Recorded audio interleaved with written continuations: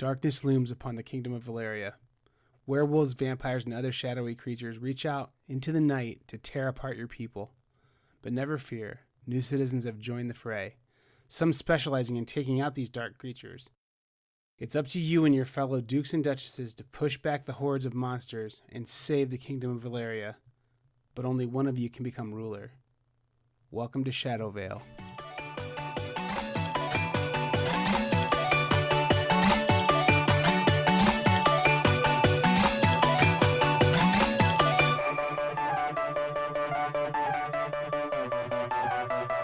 So, Valeria Card Kingdoms, I have a review of this game up. I have a link in the description so that you guys are able to go ahead and take a look at that one. I really like this game. It got a 4 out of 5 rating, which makes it perfectly an accepted game, a perfectly good game. But I'm going to show you guys the inside of the box here real quick to get started. I'm not going to go through full gameplay, but I'm going to go through just this box here. So, the box obviously has plenty of room in it for additional things. And so today we're looking at one of the bigger expansions for Valeria Card Kingdoms. And basically, it's going to add to the game. And how it impacts the game, I'll give you guys those thoughts when I wrap up back in the studio. But I'm just going to talk about what you get and how it kind of impacts the gameplay. Because the Shadowvale expansion, I'm going to be honest, it really does change the game quite a bit. So if you liked Valeria and you thought it was pretty good, I think Shadowvale, I'm kind of spoiling this a little. I think it's going to really help add to the game. But I think it's going to, give you a little more enjoyment long term with the game. And it adds a few things. So let's get into that now, I guess. So Valeria Card Kingdoms Shadowvale comes in the size of a box. Inside the box, you get a nice size stack of new characters. You get relic cards, they call them. You get event cards. And you get a bunch of sets of monsters. You get quite a few domains and even a few dukes in there. And so I'm going to kind of break these down one by one here. And maybe not spend a ton of time on each one. But just kind of talk about the impacts that these have on the game. I guess there's probably no better place to start than events. So this is the introduction of events, at least to me it was. So what happens are these cards in the base game just say exhausted on both sides. And they're basically placeholders for us to say, hey, this stack of cards is exhausted. So it keeps track of when the game's going to end. Well, now we have these exhausted cards that when we flip them over and put them out, it changes the game. So untapped potential, all players immediately gain.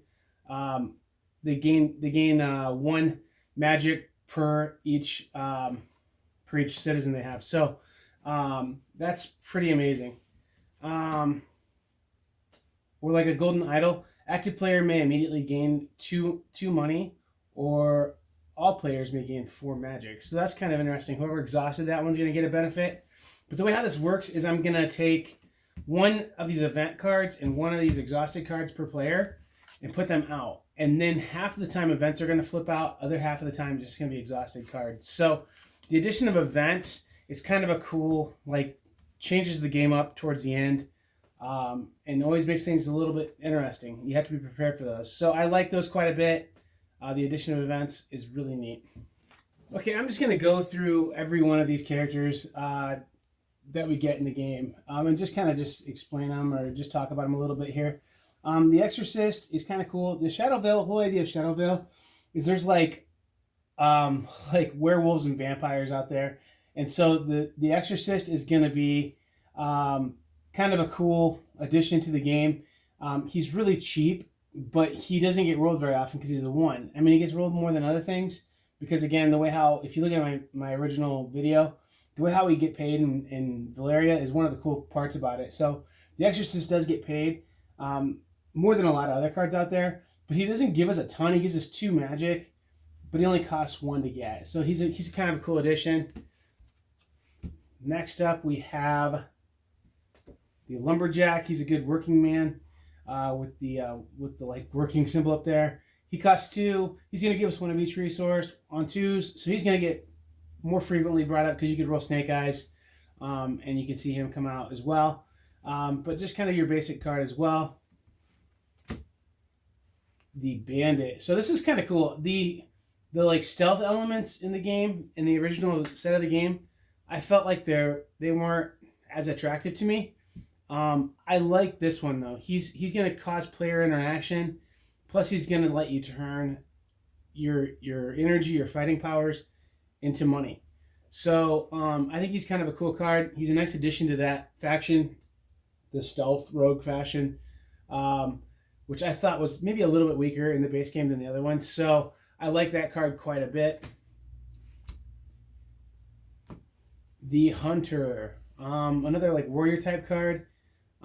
Just pretty straightforward. It's going to give you an ability to get strength from magic and just get overall strength. Kind of expensive, but 4s are going to be happening quite a bit in this game.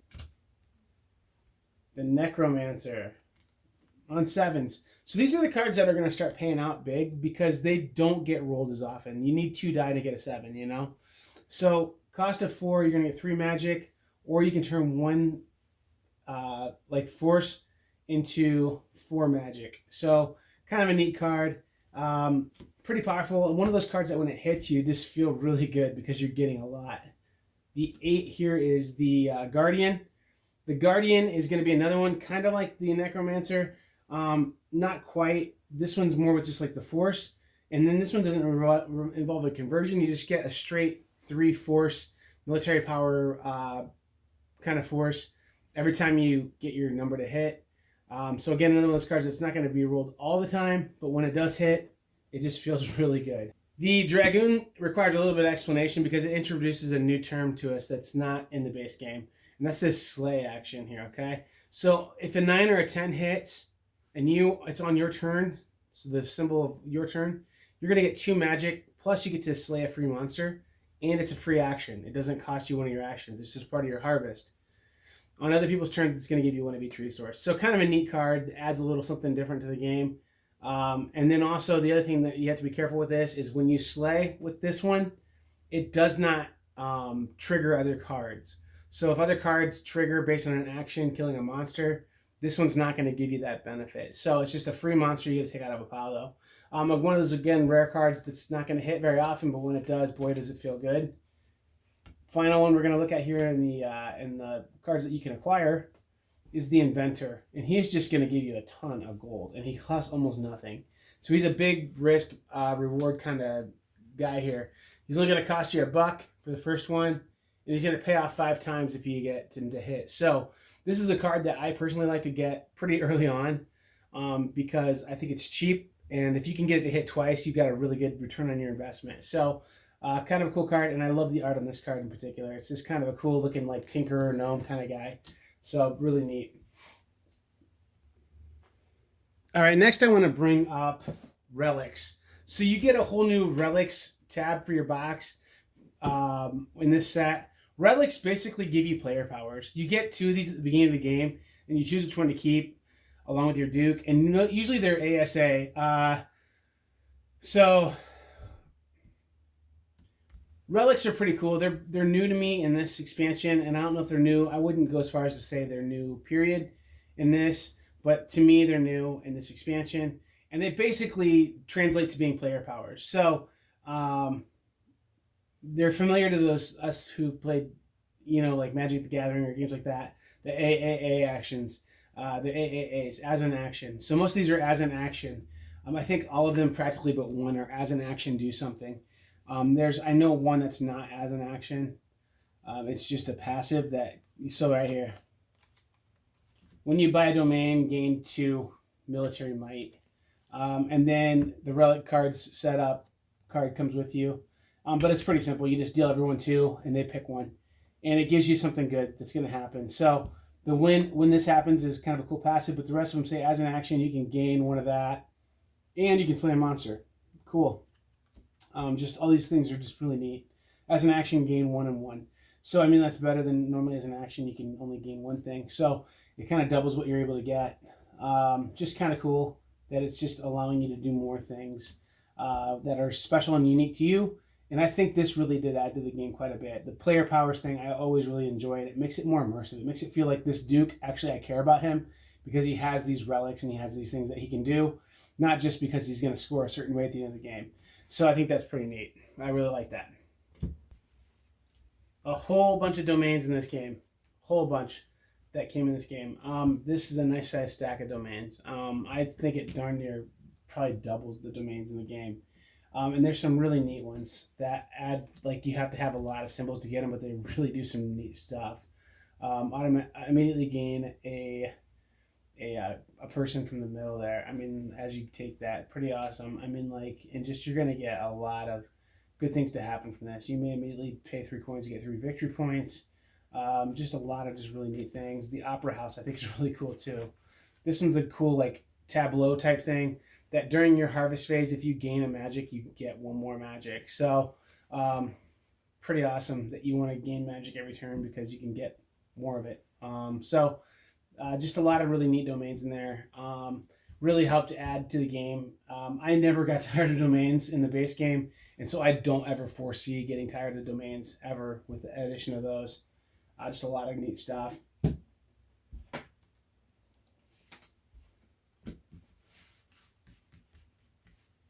You get a few more dukes in this set too. They feel pretty balanced. Basically, you're going to do the same things. Score at the end of the game. So basically, every resource is going to score you some points at different levels based on which duke you have. I mean, I can't imagine again you getting tired of the base game dukes either because there's a lot of them, and so adding some more of those is going to keep the game even more fresh. All right, let's get to the part why we call this game Shadowvale. Okay, the crypt. What do you think's in the crypt? Vampires and the like. So we've got some vampires, and then I want to just mention the addition of what they call wardens. So that symbol there means a warden. It's like kind of like a pseudo boss. And then look at that, the Vampire King. Man, 16 to kill him. He is a big dude. So got to really build up to get him. Man, just going through these cards again makes me want to play this game again. I mean, I just really enjoy this game. And the addition of these like bad guys that aren't just generic fantasy dragons and goblins and stuff is pretty cool. Like, I love the idea of going out and fighting these Halloween beasties, like werewolves that are in the den. So we add the den to the game, and the den's gonna have all these different types of werewolves. Eventually, you're gonna face the alpha. This reminds me a lot of one of the Dresden Files books where they talk about the different kinds of werewolves, but really neat. Necropolis is going to have banshees, but I mean also just kind of other like cryptids, I guess, basically. Actually, this is the woods, my bad. Necropolis is going to have zombies, but this has got a ghost witch, like a banshee kind of thing. A Wendigo, Sasquatch, which is kind of awesome, and banshees. So it's what you'd encounter in the woods. Kind of neat. I like that a lot, actually. This is the Necropolis, the zombies and the hounds, the hellhounds. They really are. The Harrier, that thing's got awesome art. And then an undead giant. So not only a zombie, but a zombie giant, really. Finally, the sewers. And this is going to incorporate a brand new symbol to this set. So this right here is a wild symbol. I'm hoping you guys can see that fairly well. The wild symbol basically is just going to be a pay 2 resources that match kind of thing to fight this one. And then you can also gain with the wild symbol. But the wild symbol is a new mechanic to this expansion. So you're going to find crocodiles and creatures and the Rat King, which is kind of a fun piece of art, really, to be honest. So overall, the art in this game is just really a lot of fun.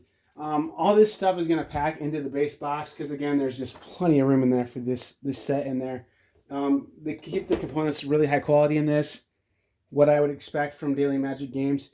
Let's get into the studio and I'll give you some final thoughts on who I think this is for and what I think this gets rating-wise. So I did a review of the base game of Card Kingdoms, and in that review, I gave it a 4 out of 5. I really like this game, to the point where I took my expansion for Machikoro and burnt the box for a cheap thrill, I guess, in that video. I haven't played Machikoro since I played Valeria Card Kingdoms because I just think this game does some of the similar stuff, just in a better way. Haven't played Space Base since either.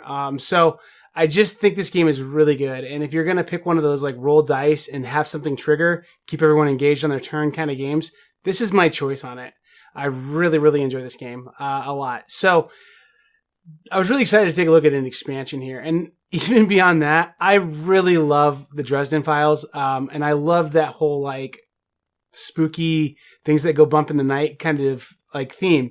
So I was very excited to look at Shadowvale. So I really did enjoy this one. And I mean, I guess we'll get into the details of it right now.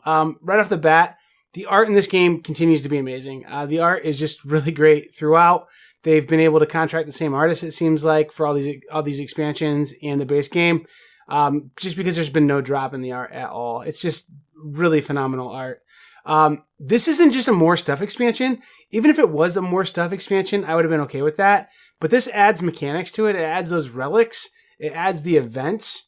The events were new to me. They may not be new. I think they might have maybe appeared in another expansion. I'm not positive on that, but they were new to me. And I like that event thing. I like that we're going to do more than just exhaust piles. When the piles get exhausted, things happen. And that was really cool to me. The relics were really cool too. The whole time I was playing Valeria, like, it wasn't something I knew I felt at the time, but now I knew I did. I was like, I'm playing as this Duke, but I don't feel like I care that I'm playing as this Duke. Now I care because the scoring's different, but also, like, I have that player power. I have that relic. So the relics really add a lot to the game, I think. So it's, again, not just more stuff, like more things to change things up with. It's beyond that. It's also adding, like, kind of a cool mechanic with the relic thing. Not even mechanic, but like a little player power thing. And then the events really are cool. They add to the game as well. I love this theme. The werewolves and the vampires, really a lot of fun. I think that's just a cool addition to this game.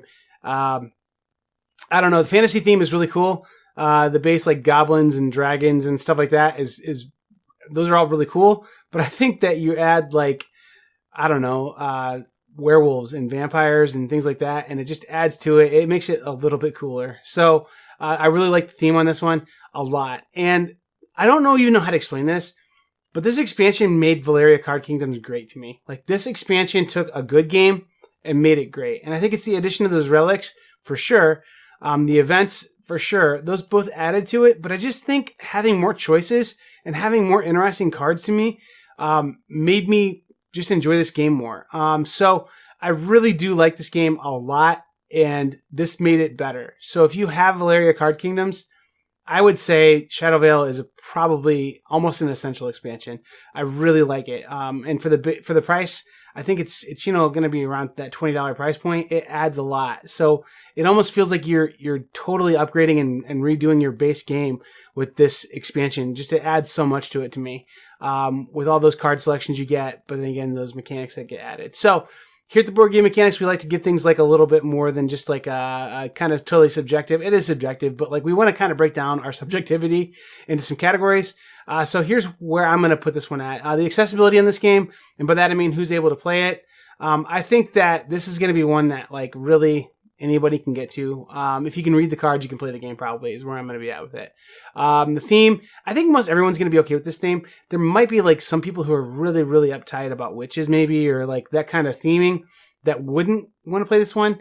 But I think I'm going to give it the all rating because I don't think that the magic or dark theme elements in this are very present. I mean, it really does feel like an engine building kind of game with just kind of a cool theme, and you're fighting against those dark elements. So it's not like you're channeling them to, like, do things with you. You're fighting against them. You feel heroic. It feels like any game where you're heroic and fighting against the bad guys. So that's really cool. The fun on this, I give it a 4 out of 5. I don't really do half points on this. I almost broke the rule on this because I wanted to give it a 4.5. I couldn't give it the 5 quite, but it definitely is at a 4.5. And then the replayability, this just adds to it. So this is where this game suffered before. I feel like I gave it a 3 out of 5 in replayability.